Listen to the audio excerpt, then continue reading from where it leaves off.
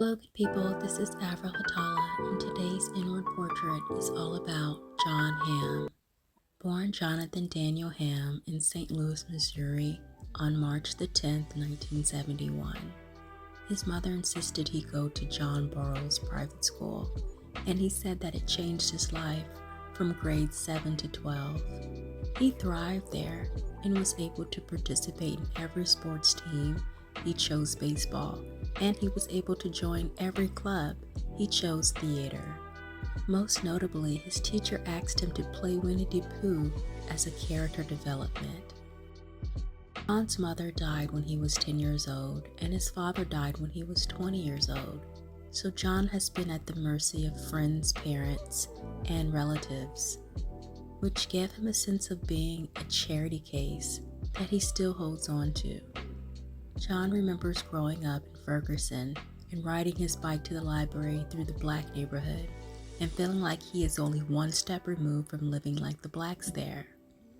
John was an acting teacher in the early 90s, and he made his entree into Hollywood by acting as a comedian with his bit as a jaded clown. Is now hoping California will not shun Shat. Did you get legal clearance for this, you knobs? I thought clowns were supposed to be happy. What happened to you? What the hell are you people staring at, all right? Is this clown discrimination or what? Did something really bad happen to you in the 70s? Take a good look at me, all right? I could be one of these knobs making a quote-unquote normal living, but no, here I am, America's only anti-clown, right? You must be a favorite of the kiddies, Shat upon. Actually, I have a dread fear of small children. It's not gonna work. We It's tried. the story of my life, right? What would you like to say to Shat upon? Bye! Back, evil demon! If I was a little kid, I would be frightened. You would run fast and far right now, wouldn't you? Yeah, I think I'm gonna. You ever had a girlfriend? Take a good look at me, you knob. Although you and I can talk after the show, right? Yeah, as long as you don't drool so much. Right, well, you try wearing a 2-inch thick rubber mask and we'll see how well you do, all right? Clowns scare me. Channel 11. Especially this one. My dad was a clown. He always made me touch his nose. I didn't like it too much. It's a freaky man. There's the enemy right there! Mancast! It's Mancast!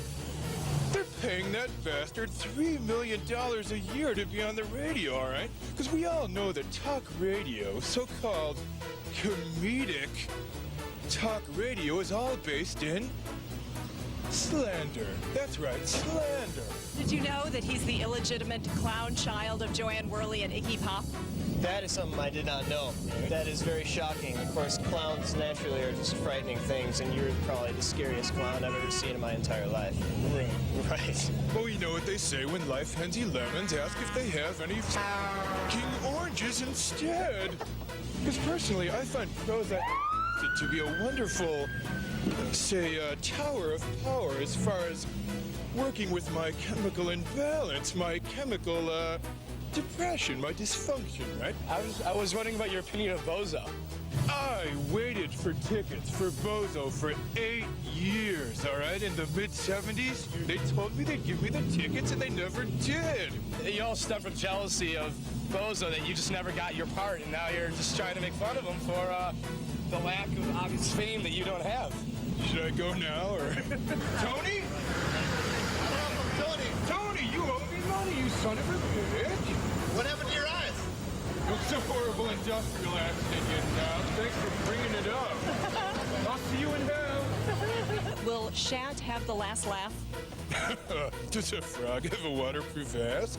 Sooner than later, all right? The whole world feels like Shat. You're going to LA, but if people want to catch your act, what can they do? Right, they can try and write into HBO or Comedy Central and tell them to get a clue and hire my ass for a late-night talk show or anti-talk show, all right? Right. You drooled on me, buddy. John moved to Los Angeles when he was 25 and gave himself the goal of making it before he turned 30. John was dropped by his agent because they didn't know what to make of him. He appeared on a dating show. All right. How about you, John? You're on a first date, Mary's the girl, you want to really impress her. How do you make her feel special? Well, start off with some fabulous food, a little fabulous conversation. Things were not looking up for John, and he ended up working on the set of pornos, moving furniture. All along, he was auditioning for roles. He stumbled onto the role of Mad Men. He auditioned 7 times and was invited to meet the producers in New York. It wasn't until the end of his visit that he was told that he got the role. John started dating Jennifer Westfield in 1997. They met at a party randomly out in California. Jennifer is in the business and works as a writer, director, and producer. She supported him from the beginning of his career. But John was now at a higher level of fame and wanted a younger woman to partner with. Someone who didn't know his past flaws. He just wanted a do-over. And since they didn't have children, that made it all the more easier. They ended their relationship after 18 years. John played Don Draper, the big shot ultimate man's man that ruled from 2007 to 2015. He lost the Emmy for Best Lead Actor in a Drama Series to Bryan Cranston every time he was nominated. Until his last season of the show in 2015, he finally won his Emmy. John admits to needing therapy to get through life and understand himself. He doesn't have any demons to work through. He just knows that having a weekly or monthly check-in can help him be a better person, especially to help with his bouts of depression. John met Anna and started dating her immediately during his last season of Mad Men in 2015. He and Anna Osceola, an actress in her own right, married in 2003. Anna is 36, while John is 53. They vacation and truly live their best life together. John has a great sense of humor and does not take himself too seriously. He mentioned in an interview that he loved the atmosphere of Atlanta and how much he appreciates the non-stuffy, non-straight-laced crowds. Perhaps it reminds him of his good old days back in Ferguson. Jon Hamm is the type of guy that Rosie O'Donnell would have admired.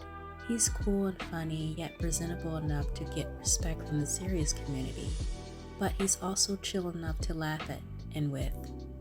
John does not take himself too seriously and has no qualms about chatting with Bill Maher, Kimmel, or Jon Stewart. In fact, his dying dream was to be a late-night talk show host. His comedic background would explain how he landed with the funny girls, Tina Fey and Kristen Wiig. Appearances on SNL are a must-watch. Jon Hamm! Have you seen them? You know what I'm talking about. Those roundaway girls with them big booties and the stink.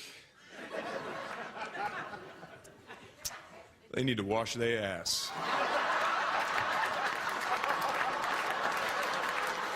John is super appreciative of his career and enjoys it to the fullest. He says he lived a life and has nothing to compare it to, so no regrets there. His net worth as of 2024 is $45 million.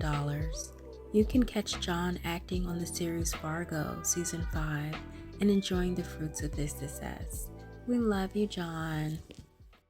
Hello good people, this is Avril Hatala, and I want to remind you that some things being shared in this video is under the Fair Use Copyright Act of 1976. The comments and opinion in this video is for entertainment and educational purposes only. And don't forget to like, comment, and subscribe.